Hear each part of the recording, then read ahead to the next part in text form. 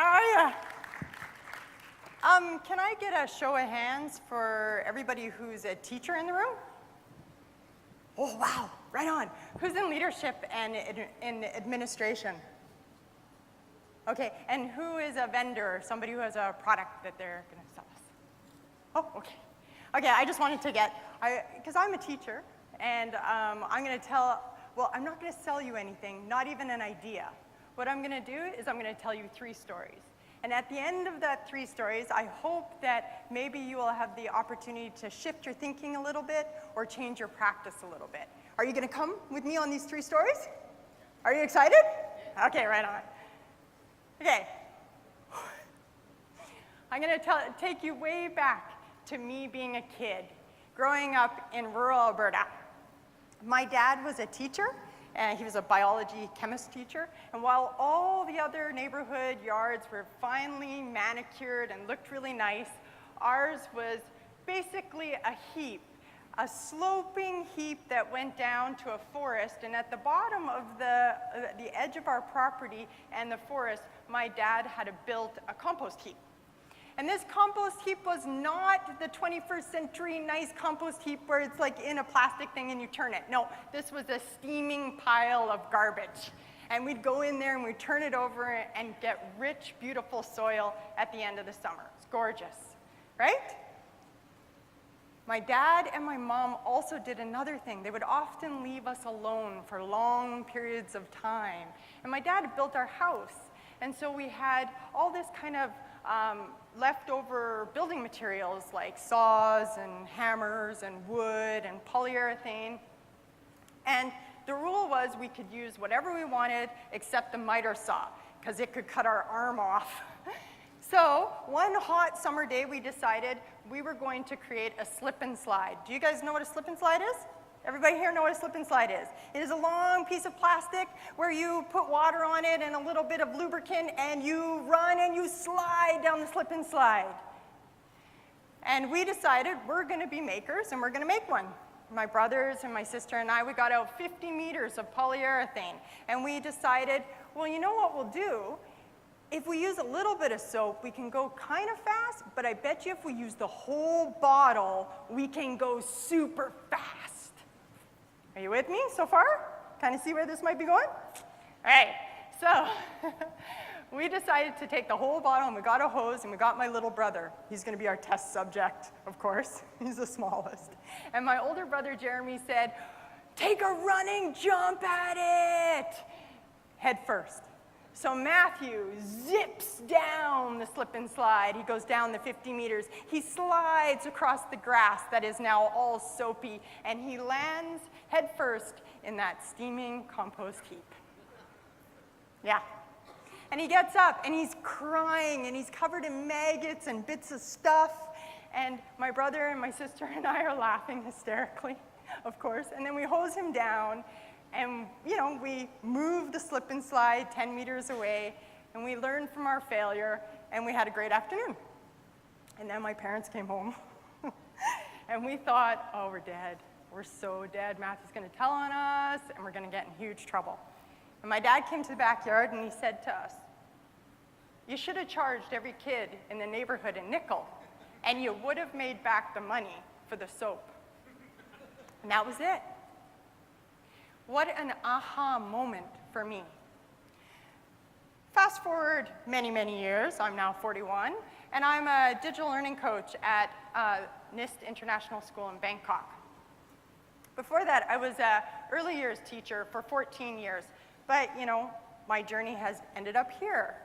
And often I have conversations with teachers where they say to me, Tosca, I feel like technology is moving at such a rapid rate that I am becoming a dinosaur. It was said to me 2 days ago. And you know, I think that there's legitimate kind of concern with teachers about that feeling. So how do we mitigate that? Indeed, we are actually teaching kids for jobs that have not even been created. And that's a pretty scary statistic up there right now. Not scarier than our election results right now, but still scary. And to put that data a little bit into a realistic term or a tangible term, This is a company that was created out of Shanghai where they 3D printed houses for $5,000 US. Let me say that again, because I didn't hear anybody go, what? Out there. They 3D printed houses for 5,000 US dollars. Thank you. What? That's incredible, right? But how do we prepare our students for this future? One of the ways is to create, at least I think, spaces for kids to, and for any learners, adults to increase agency with technology. And part of that is to create makerspaces. So I designed one, and I made it at our school, and it looked like this. But how do we get it to move from this to this? Messy and active and fun and engaged. How? So as the title bearer of Makerspace and Design Thinking Coordinator, one of the ways I thought of was to create white space, or 20% time, or curiosity workshop, or wonder workshop, or whatever you want to call it. Space for and time for kids to come in and to create. And I thought, if we create a space and we put a bunch of stuff in there and we give them time, they're just going to make amazing things and blow us away. But what ended up happening with our demographic of students is that a lot of them didn't even know how to sew on a button. They didn't know how to drill something. I would walk in and they'd be like running around with a drill. Ah! I was like, oh my God.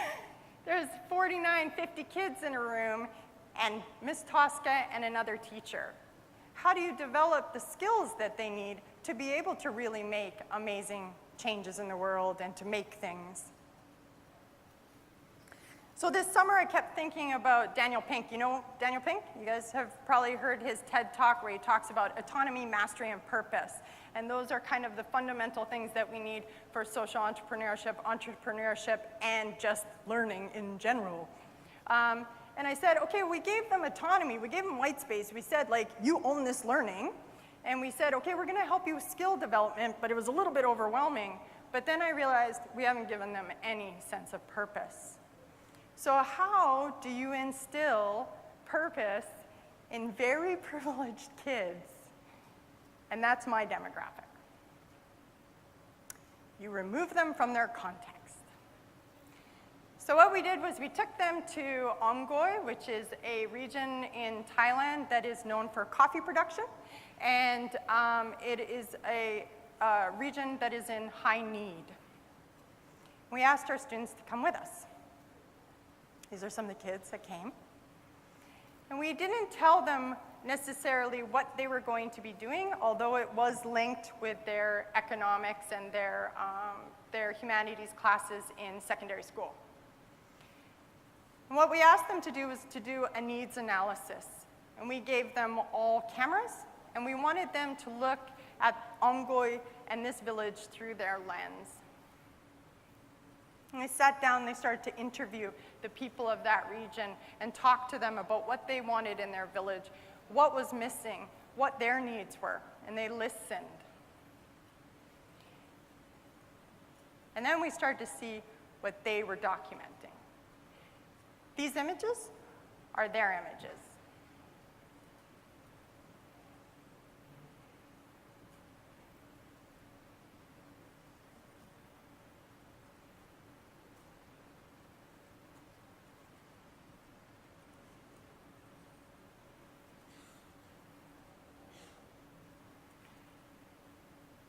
And they were seeing something very different than I as a teacher would see. I would have documented the needs of the village. I would have documented the lack of running water. I would have documented the lack of toilets. But they were documenting children and people and animals and interactions. And so we started to listen to what they were seeing and looking through their lens. What happened out of that was, out of a conversation, was their desire to have an impact on our learners and our younger learners at NIST.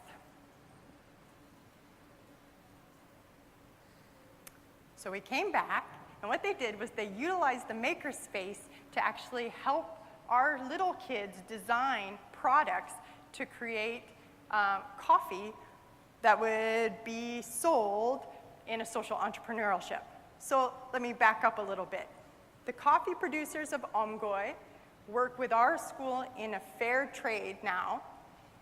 We design the products, and they are made within our makerspace and designed by our students in order to generate revenue. Lots of prototypes, lots of iterations, lots of failures, lots of fun.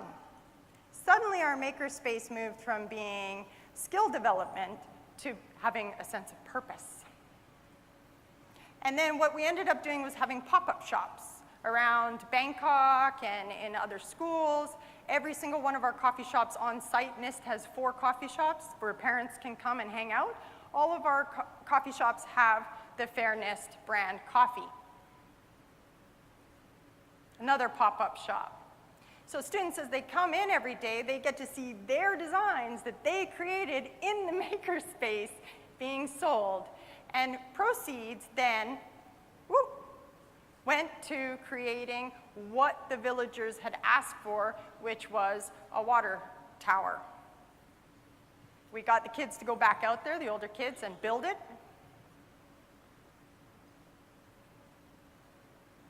And they created something that they could actually use.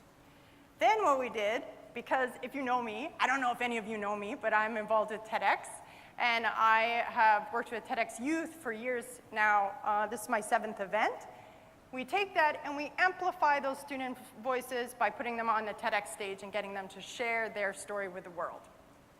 Nice full circle, right?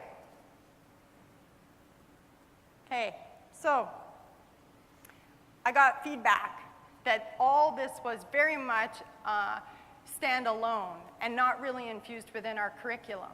So we started using anchor texts, and this is a shameless plug, on a book that I created that we worked with the kids on for taking action within the PYP and how to kind of take that step by step. And then what happened was we got year 5 super excited about what they saw about the coffee. And they said, hey, you know the Ocean Marine Guardians, that service group, could they come and teach us about that? We said, sure. And so year 12 and 13 came down, taught our students about reefs and marine ecology and how it's being damaged in Thailand. And then they taught them how to make artificial reefs in the makerspace. I love that picture. Doesn't she look happy? Do you think she's having fun? You guys are so quiet. Does everybody need some coffee? All right. So, and what we did was we connected that then to the real world. We took those artificial reefs that they had created in the makerspace and we took them out to the actual reef. We worked with experts in the field who are working on reef ecology in Thailand, and we planted the reefs. While the older kids were scuba diving and dropping those reefs, we asked our our younger learners to do some beach cleanup. Everybody needs a clean beach. So they did a beach cleanup and they brought those materials back to the makerspace, and now are prototyping and designing how can we utilize this garbage and turn it into something that we can sell that then will buy the materials to make the artificial reef, and then we can fund our sustainable development project. How cool is that? Come on, you guys. You should be totally excited about this. Thank you. I'm totally excited about this. And you can see the different things that they've decided to do. One of the little kids has decided to sew into plastic, and that will be sold later, their final products, after their iterations and their prototypes and everything. That will be sold at the Maker Market, which is kind of like a Christmas fair. And again, those funds will come back into the reef development. And who knows what they'll make? This is a picture from Brazil of an artist, but I always want kids to think big and believe that they can do amazing things, right? And to be inspired. And so for them to see this and be like, we could do that, and that's pretty cool. So this is my wall of text, because I don't really like slides with also text, but this is it. These are the 10 kind of top points that I took away from this process over the last 2 years of developing a makerspace at our school. And I'm not going to read them to you because I don't need to. But what I want you to do is I want you to, did you get all that? Do I need to go back? You can come and talk to me later. I want you to go back to that story I told at the very beginning. And I want to ask you a question, and you can just shout out, because I believe you are all risk takers in this room. I believe in you. What do you think my dad did to set me up for a lifetime of making? What were the things that made me a maker? Anybody?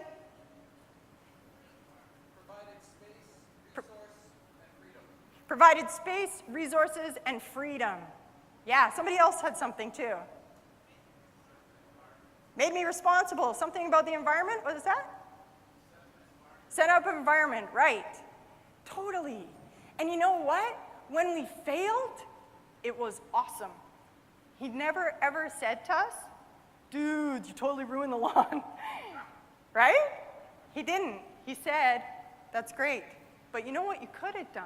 Have you considered? And it made me have those aha moments.